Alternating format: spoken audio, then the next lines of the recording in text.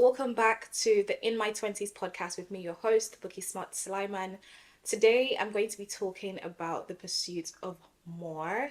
But before I get into it, I just want to say thank you to everyone who has subscribed to this channel, who has shared this podcast, who has left me a review or a rating on Apple Podcast, on Spotify, left comments on the YouTube videos. I truly appreciate it, and I don't take any of it for granted. So thank you. Continue to, share this podcast and send it to a friend. Let me know what you guys think of it. And let's get into today's podcast episode. So I wrote this newsletter this year, 11th of May, 2023.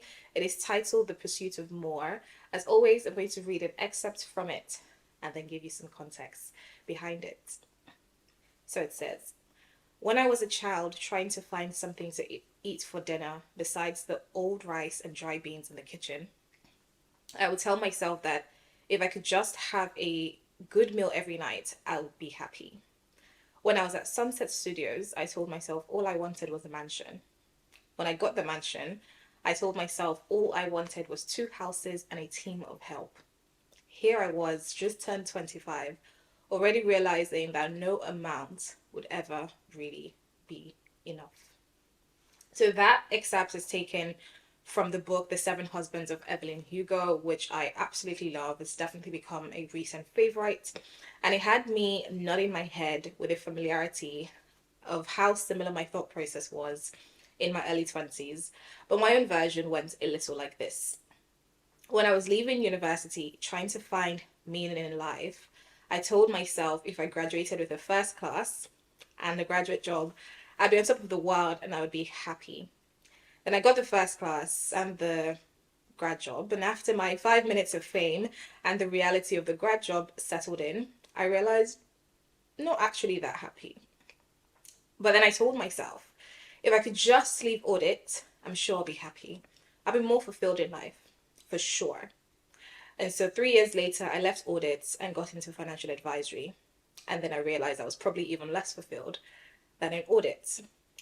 Then I thought, maybe when I get married and have such grounding and settlement in such a key area in life, then life would feel like it was finally falling into place.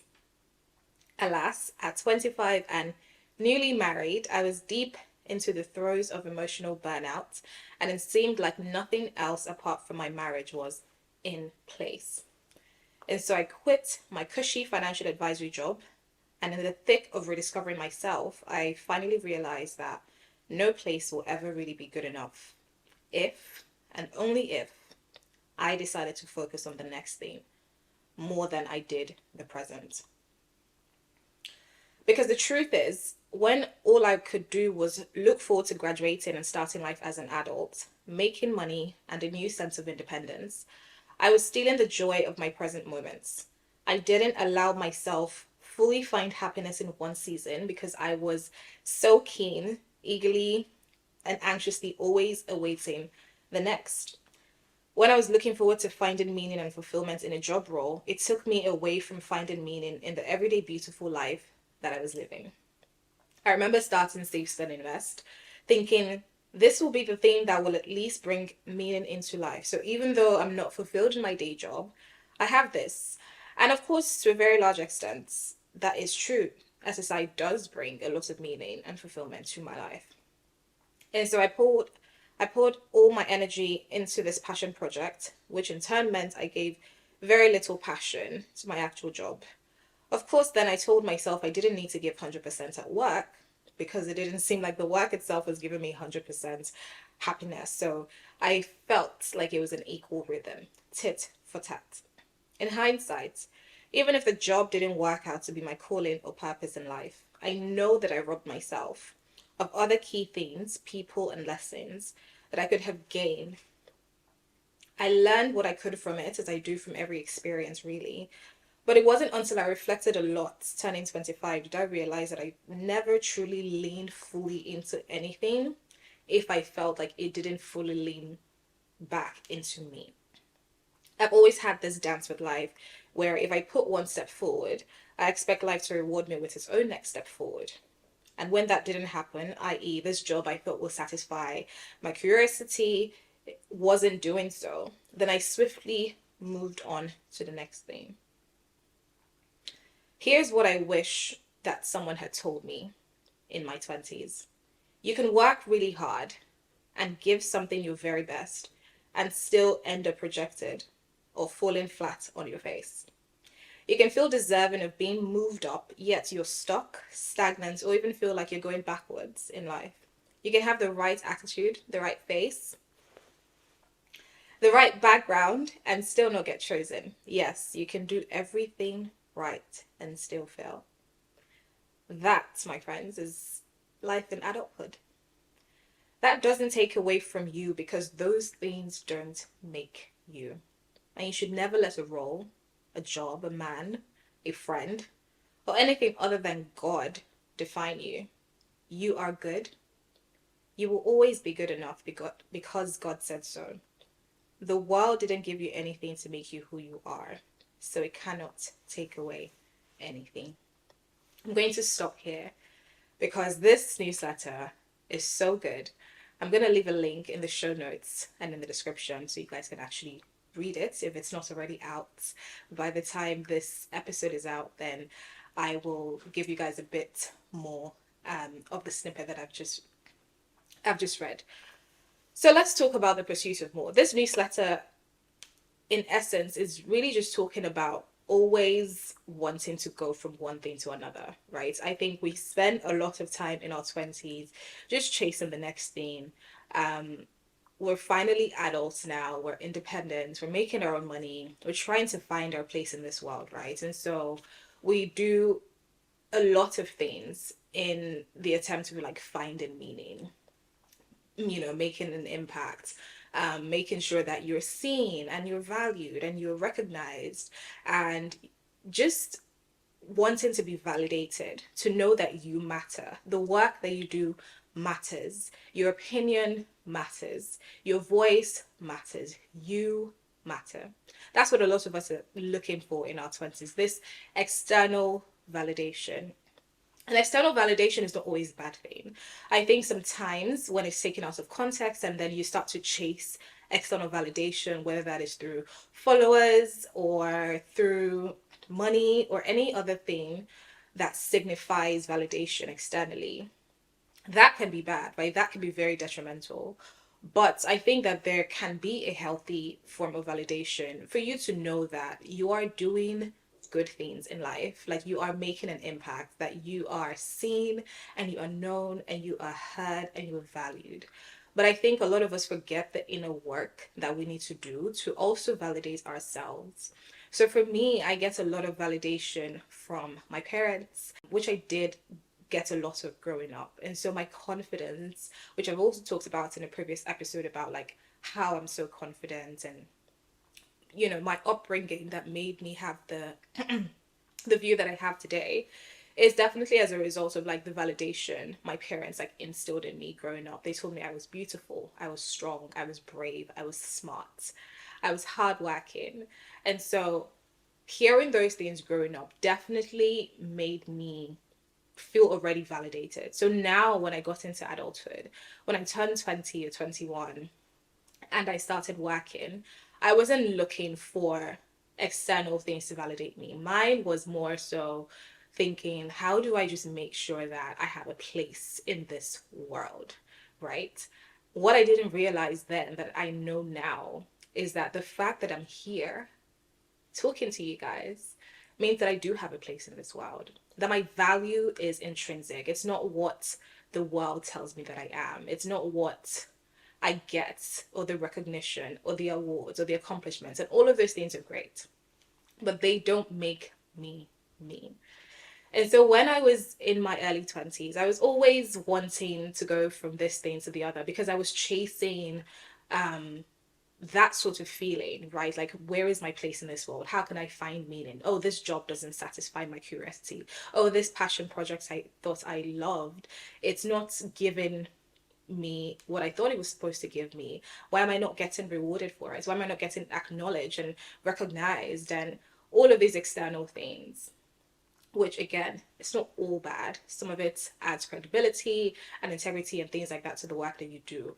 But it didn't take away from the things that I was doing. And I think that's where I kind of got it wrong. And that's what I want to say to anyone who is watching this and constantly going from the next to the next. Maybe this next job will fulfill me. Maybe this next relationship I will be happier. Maybe this next friendship group will see me as kind and funny and smart and witty and all of these things, right? That we all start to chase.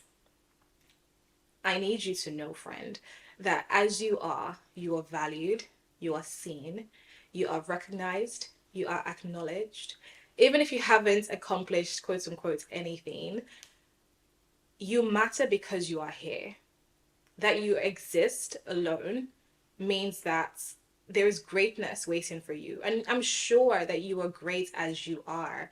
And so if you did not hear that enough growing up, let me be the first one to tell you that you are seen and that you are loved and that you are heard and that you are valued and that your voice does count. Your opinion does count. So you don't need to keep looking for the next thing. You don't need to be on any list. You don't need to be on any awards breakdown or nominated for anything to know that. In fact, the work that you're doing just by showing up every day, following your passion, pursuing purpose, doing things that you love, spending time with people that you call family and friends and like your community, your sisterhood, your brotherhood, all of those things make you such an awesome person. They make you important enough. So you don't need anything else to tell you that the work that you're doing by showing up, the work that you're doing in your community, the work that is unseen is just as important as the work that is seen. And so I want you to recognize yourself. I want you to acknowledge yourself. I want you to celebrate yourself, okay? One thing that I didn't do enough of, even though I did it quite a lot in my early 20s, but I'm definitely now doing it a lot more, is celebrating myself. Like the fact that I'm here showing up, I missed everything else going on in my life. I'm like, good for you, girl. Like, I'm doing the thing, I'm doing the damn thing. And it's not always easy. I tell you guys this all the time. Like, showing up and doing really good work is really hard. And of course, sometimes you want to feel publicly seen and acknowledged. You want to be on a Forbes 30 on the 30 list. You want to be given an award and all of those things. But if I wait for those things to happen and they don't, I can spiral into depression, or I can attach my worth to external validation. And therefore, if I'm not externally validated, that means that my work was not good enough. That means my worth is tied to those things. And I never want that to be the case. So these days, I'm celebrating myself a lot more. The fact that I'm able to show up, however, the capacity I'm able to show up, that I'm showing up alone, I'm like, well done. Because I could have decided this isn't important enough. And I'm just going to sleep. I'm just going to Netflix and chill all day. I'm just going to be on my phone, scrolling and consuming content. But I'm here instead, pursuing or following my purpose in the season and following my passion in the season. And I'm becoming more content with where I am and not worrying too much about what's going to come in the next 3 to 5 years. Of course, I still have my 3 to 5 year goals. Of course, I would love to be awarded things and publicly seen and recognized for the work that I do. But I also strongly believe that there is a time and a season for everything. And I'll talk about this a little bit more in another episode about just understanding like seasons.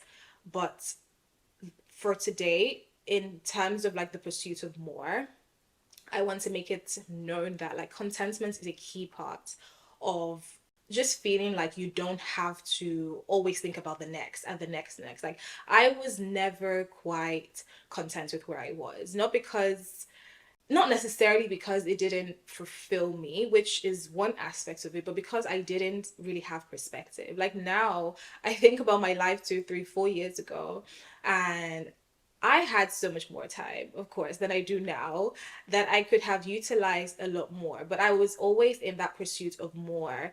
I was going to take on more projects, I was going to follow more dreams and more passions, and maybe that meant that I couldn't sort of like laser focus into one thing, become a master of one thing. I mean, I guess I was kind of known for personal finance in that period. And I guess I still am to a large extent.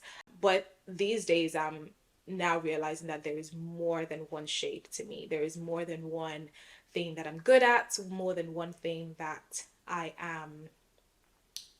want to do in life, I want to be in life. And so I don't need to do everything all at once. I don't need to keep pursuing more. I don't need to keep, looking for the next thing. Do something for 3 months and maybe catch a little whiff of success, right? Maybe you do get that public validation and you therefore think, okay, what's next? What next? I remember the first time that I did my Save, Spend, Invest conference, and I had barely been talking about personal finance for a year, I want to say. But there was a lot of demand for a physical in-person event. And so I organized it within a couple of weeks. I put it on. It was in Reading, where I lived at the time. And I sold out tickets and I was immensely happy. Oh my goodness. I remember the last ticket that finally sold. I was just over the moon. I was thinking, I cannot believe that I think it was like 35 or 40 people are coming to hear me talk about money. And so I had to go and get other guests to come and be a part of it as well, who were like experts in their field. And after that conference, everyone else was asking me, okay, what's next? What's next? Like, what are you going to do next? And there was a pressure that I had let settle that meant that instead of just necessarily or instead of like slowing down and even just thinking more about what worked in this conference, what didn't work. I did that work a bit later on, but I definitely let the pressure of other people, that external validation, right? This is what it comes with. It comes with a lot of pressure. So I let that pressure get to me. And then I was creating my next conference, which was in Lagos. That's December. So I created the first conference in January. Then I had another one in December. And before I even started thinking of a December one, I had people reach out to me saying we should collaborate and do another one in the summertime. Oh no, the first conference was in March. Sorry, beg your pardon. It was in March. Then I did one in December, and then I had people when I was planning the December one. I had people, ask me, can we collaborate? Can we do one together in summer? And so I did. And I think for the first conference, I might have broken even or maybe made like a little tiny bit of profit off it. For the second one that I did with a couple of other people as a collaboration, it was like SSI with that group. We didn't really make a lot of money at all. I think, if anything, we maybe made a loss. I don't remember. But I remember when I came out of it, even though it was a success, like we were like 90% sold out. It was a bigger space. This was in London. I was happy that it wasn't just me planning it. But I let the pursuit of more kind of rob me from, I guess, maybe even executing it excellently, which is something I now know going forward, is that if I want to do anything and anything is going to have my name on it, it has to be done really well. It has to be done excellently. But I let the pursuit of more and that what's next, what is she going to do next, and feeling like, oh my gosh, I have to do something within the next couple of months. I have to keep up momentum.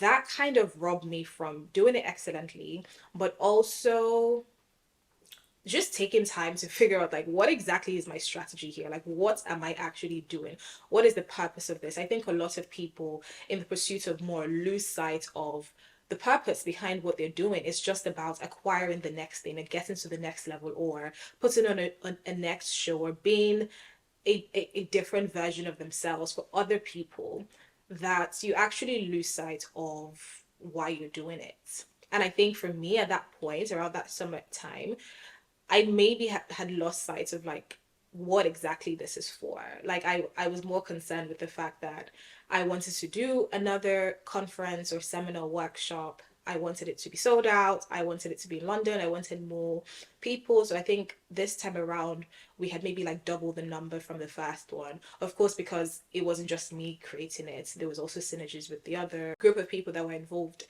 in it as well. So it was bigger.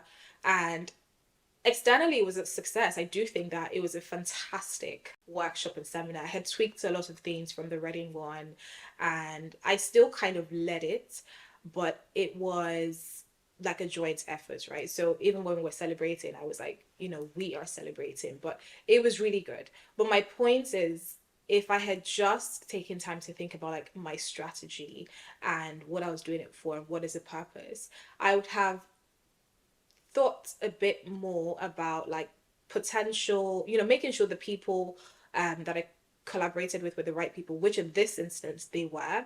We could have looked at getting like sponsors, financial services sponsors that probably could have contributed more to that so that we didn't have to come out of pocket for it. We could have thought about things like email marketing, making sure that there was a course attached to it, or there was something else of value that was attached to it, as opposed to just like a one-time event, which now is really important for me to do anything. Like I need to see the bigger value for the audience and for the community that I'm creating. So this podcast and my newsletters, they now go hand in hand. Like out of the newsletter became the podcast, and from the podcast I'm sure there's going to be other things. I might have a physical event in the future, books, courses, whatever really you guys want. But for me, this is just, first of all, a passion project in this season, so I'm leaning into that. But I've thought bigger about what I wanted to get out of it, and more importantly, what I wanted other people to get out of that conference. And again, I finished the second one. It was about what are you doing next? What's the next thing? And so I was like, okay, I have to have one in Lagos. I'm coming back over Christmas. Guys, here's the link to get your tickets and the money here. And I put on, again, it was a really, really good conference. I invited a lot more people. I got experts to come. My friends were there. My mom helped me plan the whole thing when I wasn't in Lagos. And it was great. It was a success. That year, those like workshops and seminars and conferences was just such a highlight of my year in terms of meeting people, getting to share something that was super important and helpful. And of course, I'm saying all of this with the perspective that what I gave in terms of like my time and energy and just the work that I put into it, it was valuable, right? At the end of the day, people did learn a lot about growing their wealth, monetizing their skills, earning more, investing, the kind of investment products that were available to people both in the UK and Nigeria, like all of these different topics I covered, right, across those three conferences. It was brilliant, if I do say so myself. But I think that there is a point in your life, especially in your 20s, where you really have to be careful about just doing things for external validation, just doing things because you feel like you should, right? So maybe you've been at your job for like 2, 3, maybe 4 years, and no one is even questioning you, right? A lot of things in our 20s, a lot of the fears and the pressure is internal. Before the external even comes, it is largely internal. So you're minding your business, you're getting your job done, you're enjoying your job, but then you go on Twitter.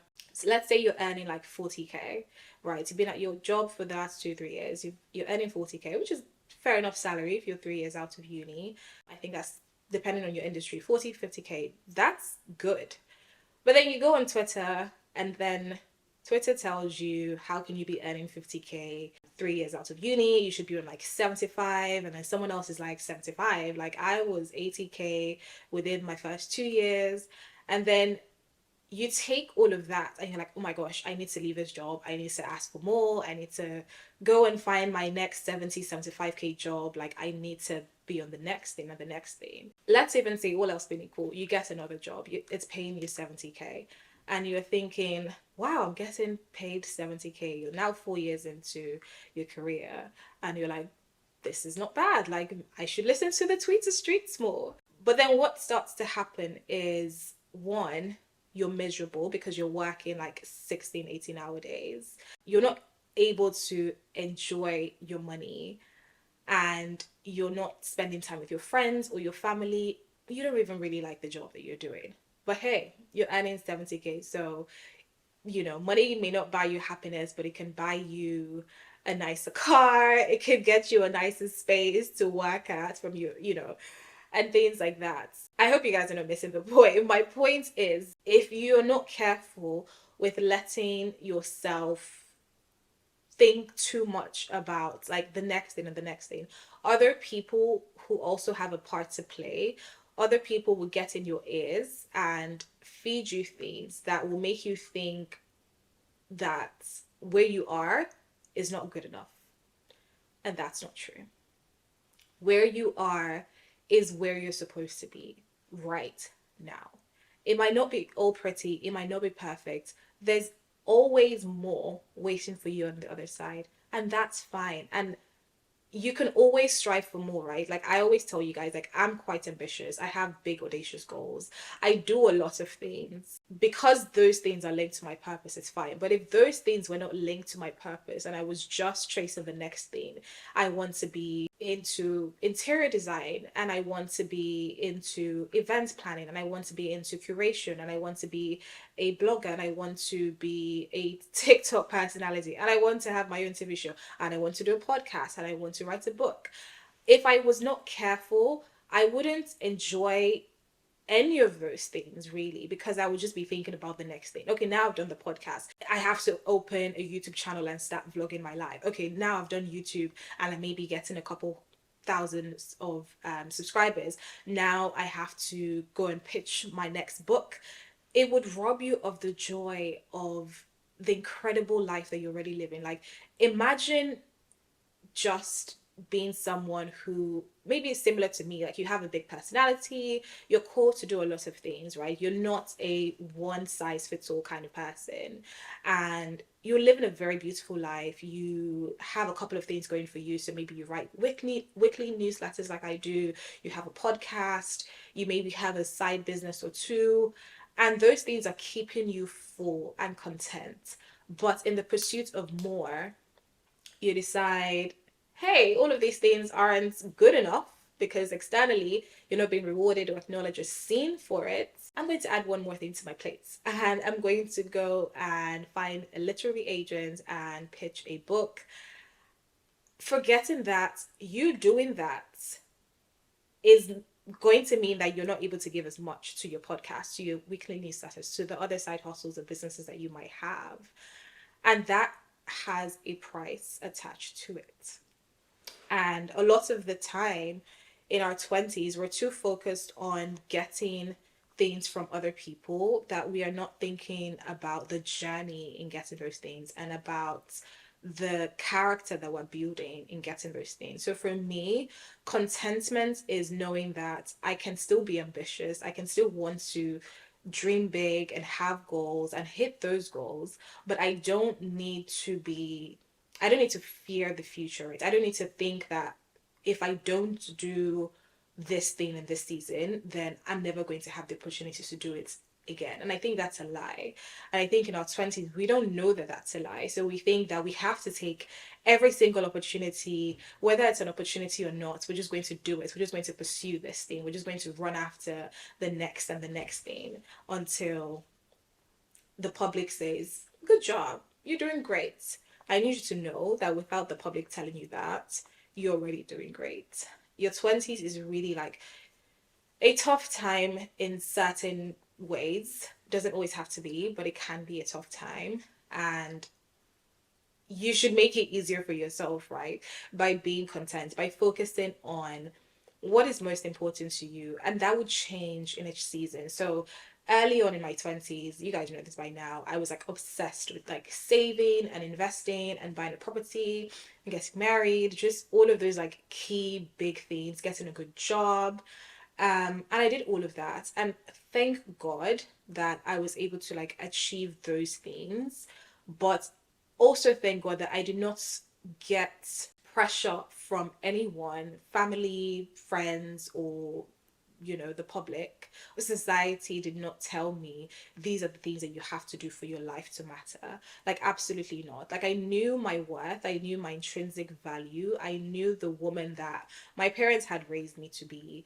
And so for me, being disciplined to like save and invest and buy a property, get into a good job, have a good salary, save that, buy a property, like get married, like all of those things were very, very good and they made me very grounded. But it also got me to the point now where I got the proposal and then I was like, oh, okay, what's the next thing? And I had to say to myself, like at 25, like you need to slow down because I felt like I was missing out on some key things in life that I didn't want to get to my 30s and then start figuring out like, girl, you should have enjoyed life a lot more. Like you were too busy almost being too good, if that makes sense. Like, great for you. You knew how to save. You have invested on a lot. Like, you got the man and the house and the job and like all of those things. But did you invest time into your friends? Which I was doing a lot of that before, but I started being more intentional from 25. Like, it's important to see my friends on like a weekly basis, call them weekly. It's important to like see and speak to my parents, my brothers, the people that really matter to me. It's important to take time to celebrate myself. It's important to invest money in looking good and making sure that I feel good. Like I didn't want to get to my 30s and be missing all of those things. But externally, it would seem like I had a lot or life was going amazing for me in certain areas. But then character wise, I was lacking in patience. I was lacking in just maybe consistency, So now I'm doing the groundwork of really like slowing down my life, making sure that I am learning patience, which marriage is teaching me a lot of, making sure that I am able to be consistent in a season. So this podcast was definitely like my challenge to myself, like how consistent can you be with this, and let's see how far your consistency will get you. My weekly newsletters as well, like being consistent with that and writing, honing in on my gift. So I know that I'm a good writer, I know that I tell really great stories, making sure that I'm able to develop that gift, right? Because it would have been, if I was pursuing more with writing, the next thing, like maybe after a year of doing newsletters or 6 months or whatever, I could have just gone, now I want to write a book, right? And I've had a few people say like, oh, you should turn your newsletters into a book, which eventually by God's grace it will become. But I also recognize that this is not necessarily the season for that. And that's fine. I'm content in knowing that. I don't need to go after that. With this podcast, there's probably so many different ways that it can go, right? I can be pushing it out in just so many different ways, or I could have approached it differently in terms of wanting it to be from a different agency or from a brand or something like that. But I wanted to control my own narrative because that's the season I'm learning right now. That's what I'm learning in this season in terms of like ownership and consistency and just showing up and doing the work. So to end, let me just read a final excerpt from this newsletter, right? And then we will close out this episode. I write, the pursuit of more. We keep chasing the next because we have an innate human desire for more. Slowing down is actually not natural for most, if not all of us. Deciding to be truly happy with where you are, what you have, and who you are is a struggle even for the best of us. Everything always seems better if we just get or do or achieve XYZ. Eliminating our steady state of anticipating the next thing, hurrying for a life that we should slow down to enjoy, is definitely counterproductive to what we've known for most of our lives so far. Life is short, but it is in the moments we have and how we choose to lean into the present that make it feel long. I remember my 21st birthday celebrations vividly in Madrid with some of my best friends, partying our way through with our new Spanish friends, drinking bottomless sangria and wine, and dancing the night away. I remember thinking, this feels like what I've waited for my whole life. Imagine thinking in their 20 years is a whole life. But that feeling of independence, old enough to know better, young enough to do it anyway type of feeling, I leaned all the way into that moment knowing I'll never be as young as I was then. It was one of the longest and best 4-day weekend of my life so far, second only to my 25th birthday weekend, where I also stopped the pursuit of the next to fully lean into and be present for the most beautiful time of my life with the best of friends. I'm working hard to relish in my life more and be fully present and content with where I'm at. And not just because I have the good job, the property, the man. You guys, it's really all God. God really does help me through it all. But because I have decided that my life is good enough as it is, I am good enough as I am, lacking nothing. I could always get an even better job, sure. My husband could always do more things to make me happier, of course. I could get another property or two, and all of that could still leave me empty. Yet, in my contentment, I am full, even as I am optimistic about the future and looking forward to the continuation of my journey of life. I tell myself, nothing is missing. Everything is complete. I am right here where I belong. I hope that you too will stop and smell the roses more, that you lean more into your perfectly imperfect life, also knowing that you too are good enough. The life you have, yes, even if it's not pretty, it is still good enough. Because at the end of the day, the truth is this is likely the lowest you'll ever be. You'll likely move on up, be greater, be better, be more. But what happens then? Would you wish you took more time to acknowledge your journey? Or would you be wishing for the next thing to add to your life to make it complete, quote unquote? I want you guys to think about that. Let me know your thoughts in the comments. Share this with a friend. Let me know what you think about the podcast. Please give it a rating or a review. Slide into my DMs on Instagram as well. Let's have this conversation on the pursuit of more. It has been my pleasure, and I will see you in the next episode.